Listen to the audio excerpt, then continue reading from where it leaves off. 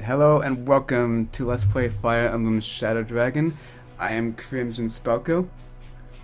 And I am Daibo. And we're gonna be playing on normal. On hard you can go all the way from hard to merciless, but that's only for the extremely hardcore, so we're gonna be playing on normal. Masochists.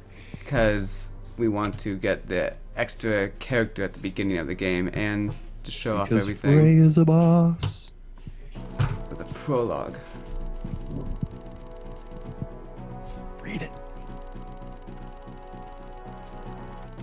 I need to turn up the text speed a lot. Wait, what? Wait, what the hell? That looks broken. Why is that? Well, that's interesting. Looks like you found a bug with your emulator. Or is this actual screen cap? No, I see it on my end too. That's... I'm just gonna skip that for now to see if it does it in the actual text. Interesting. That's not intentional. Sorry about that, guys. This text speed is so slow. At least it's readable.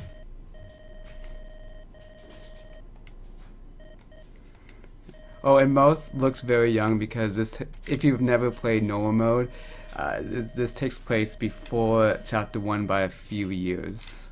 Something like 5, isn't it? I think it's 3, but That's something like I'm not 5. positive.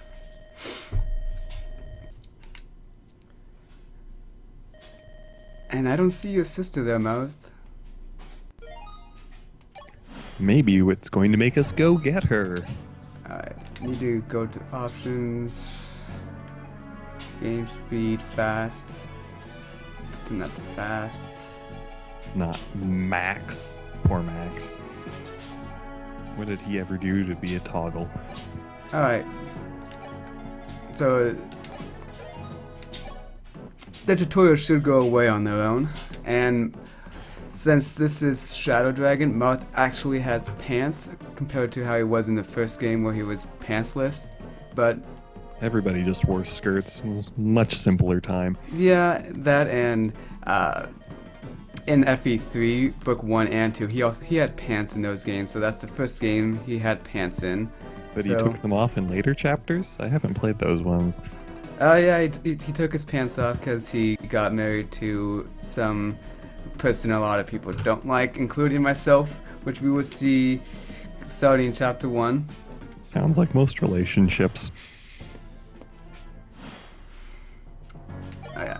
Since this is normal and the tutorial, these guys are a joke. And he hit me. Of course. 2 damage. That's just my luck. And you hit iron him weapons twice. are obviously the best. It's weird because you can actually make a distinction about iron and steel, one being technically a little better. You lose some hit on all of the steel weapons for a bit more might. Yeah, well, that's why it's video games.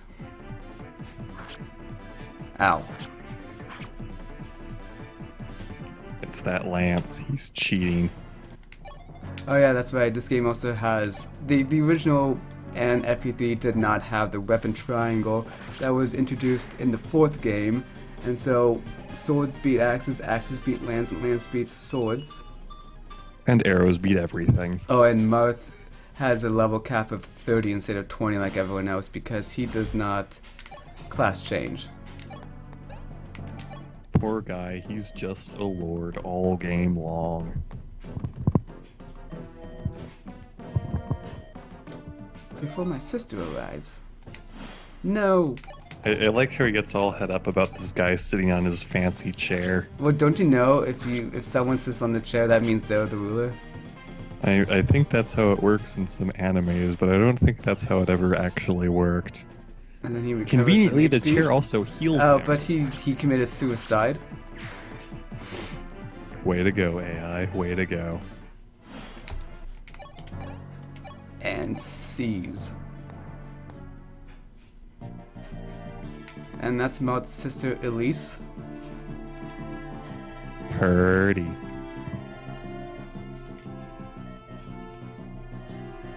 It was Gra. I love that name. It's so stupid. This is Fire Emblem. There is a character in this series named Dorcas. Yes. Your so I point? don't think Raw is particularly silly by Fire Emblem standards. Yeah, but this is a country, not a person. That's even less silly. Their war cry must be Jagan! Raw! Jagan is the man, especially in the first game because he had humongous shoulder spikes.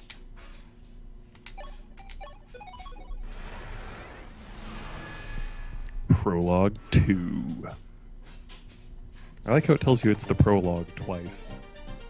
Hey, it's Frey! Frey. And this is why we're doing it on normal mode. Abel.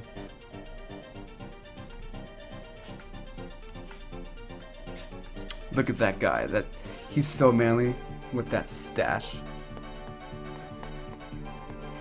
I think the goatee speaks more of his manliness than anything else. I mean, look at all of these. Look at Abel. He's clean shaven, has decent hair, and then Frey's just like, yeah, I'm awesome. So this is actually a reused part of a chapter we'll see later in the game. Don't I?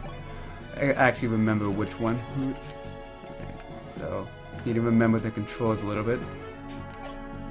And when did they add in the highlighted box? That was fairly recent, right? One of the more modern ones? Yeah, they started doing that in Path of Radiance, but you had to click every character, every enemy that way to show just how far they could move. Yeah, the reach boxes make this game a lot easier. There is significantly less counting involved. When we do some of the older ones, you'll see us having to manually count out how many spaces any of the enemies can move, and it's fun. Listen up, boys, you lot. Back the prince. Dead or alive. Damn.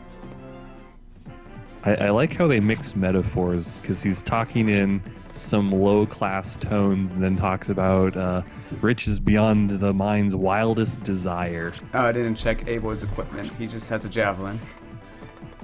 And just owned him. Oh, Good that's throwing, one. and occasionally for stabbing people in That's the face. one thing in FE3 Book 1 and Book 2, javelins had 20 weight, meaning you could never double with javelins. That and stab caps were at 20 instead of how they are now defined by the character's class. I mean, it kind of makes sense since the whole point of the javelin is it gives you the additional reach and it's not supposed to be used in close combat, but...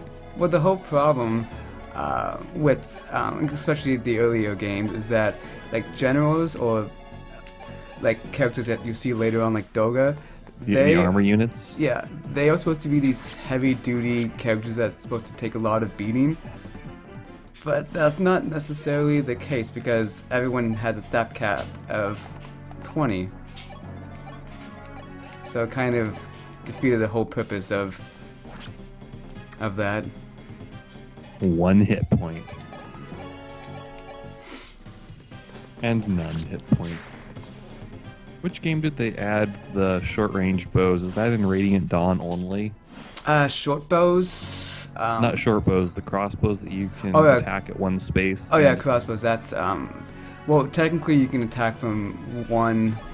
You can attack with you one. Can attack but from you can 1 to retaliate 5 in Fire Emblem Gaiden, but that's another story. Because that game is considered by some fans to be the black sheep of the series. I disagree. I don't think it's a bad game at all. I think it's technically a lot better than FE1 in a lot of ways. I mean, that's kind of expected. Probably one of those everyone expected way more out of the sequel than they could possibly give. Level up! That's... Strength, good level. Yeah. Every time you get strength on a physical unit, I always think that's a good... Was that Kane or Abel? We don't have Kane yet. Kane's that was Abel. Yeah, Abel has pretty good strength growth.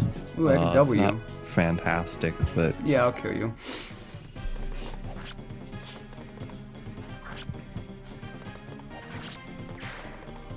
Marth actually has pretty awful growths for being a lord.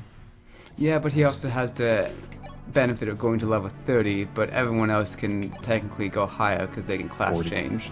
Yeah. And those dragon, just look at those shoulder spikes. That's half as big as they were in the original. And there's Cain. Cain and Abel, such good friends, nice pals. Cain. Somebody obviously didn't do their research. Yeah, because as everyone knows from Genesis. Mm-hmm.